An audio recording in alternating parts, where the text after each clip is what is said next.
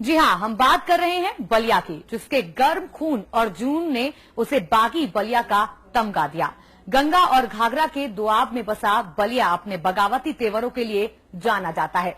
ऋषि मुनियों से लेकर क्रांतिकारियों तक ने बलिया में अपना नाम हमेशा आगे रखा। आज हम उसी बलिया की अगस्त क्रांति की कहानी आपको दिखाएंगे।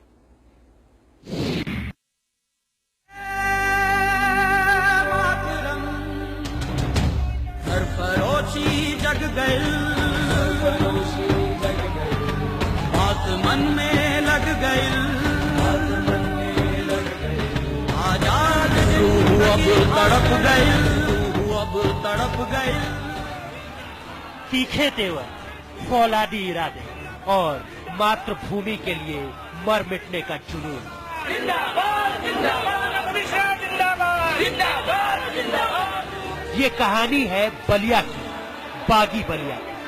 अपने विद्रोही तेवरों की वजह से ही बलिया बागी बलिया कहलाया। उत्तर प्रदेश के पूर्वी छोर पर बसा बलिया पुराने समय से ही अपनी विशेषताओं के लिए विख्यात रहा है। लोक कथाएं बलिया को पौराणिक इतिहास से जोड़ती हैं। ये भूमि ऋषि मुनियों से लेकर स्वतंत्रता सेनानियों के लिए प्रसिद्ध रही है। महान सांस्कृतिक विरासत को अपने में समेटे ये शहर तमसा के तीर पर बसा है। गंगा और सरयू के दोआब में होने से बलिया हजारों साल पुरानी सभ्यता का साक्षी रहा है। इतिहास से लेकर वर्तमान तक बलिया का नाम हमेशा आगे रहा। महर्षियों से लेकर महाराजाओं तक, दानियों से लेकर विज्ञानियों तक, क्रांतिकारियों से लेकर प्रधानमंत्री तक, हर क्षेत्र में बलिया का नाम अग्रणी रहा।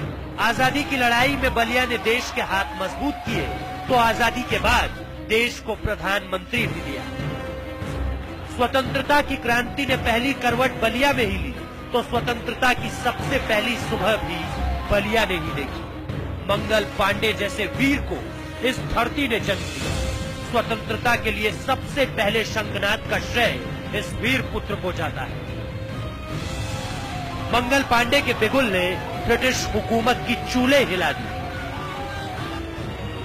किसी भी आंदोलन, किसी भी लड़ाई, बलिया कभी पीछे नहीं रहा। चाहे 1857 का स्वातंत्र समर हो या भारत छोड़ो आंदोलन हो या फिर नमक कानून तोड़ने की बात हो, बलिया ने आगे आकर बलिदान दिया। हर अन्याय के विरुद्ध बगावत की और बलिया बन गया बागी बलिया। ब्यूरो रिपोर्ट, समाचार प्लस। ये बलिया की वीर भूमि थी जिसने मंगल पांडे जैसा वीर पैदा किया। ये बलिया की बगावत की मिट्टी की ही महक थी जो मंगल ने मेरठ में दिखाई। 1857 से लेकर 1942 की अगस्त क्रांति की कहानी बलिया की वीरता को बयां करती है।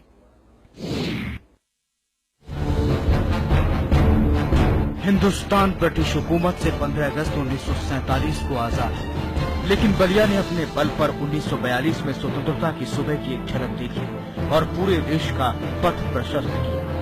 ये बलिया की विद्रोही मिट्टी की ही महक थी जो देश ने मंगल पांडे के रूप में मेरठ में देखी। बलिया के लाल की वो बगावत नमूना भर थी बलिया की वानगी दिखाने के लिए। उसका अंजाम अभी आना बाकी था। उस चिंगारी से अंग्रेजी सत्ता का सुलगना अभी शेष था। अभी बलिया का बाहुबल देखना बाकी था।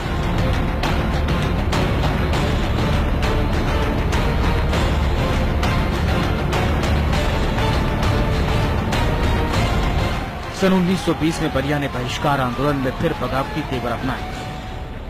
सरकारी स्कूल के छात्र ठाकुर जगन्नाथ सिंह ने प्रिंस के ताज को अपने जूते के फीते में बांधकर पहनाया। उसके बाद असहयोग आंदोलन, झंडा सत्याग्रह, सविनय अवज्ञा आंदोलन, नमक सत्याग्रह से लेकर हर जंग में बलिया ने कंधे से कंधा मिलाकर भाग लिया।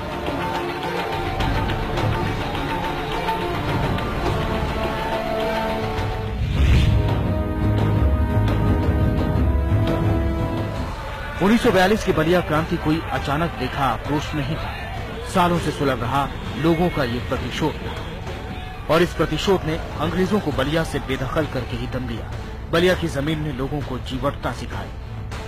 जलधाराओं की जमीन पर जीने वाले लोगों को बाढ़ की विभीषिका ने बगावती बनाया और इसी बगावत ने जन्म दिया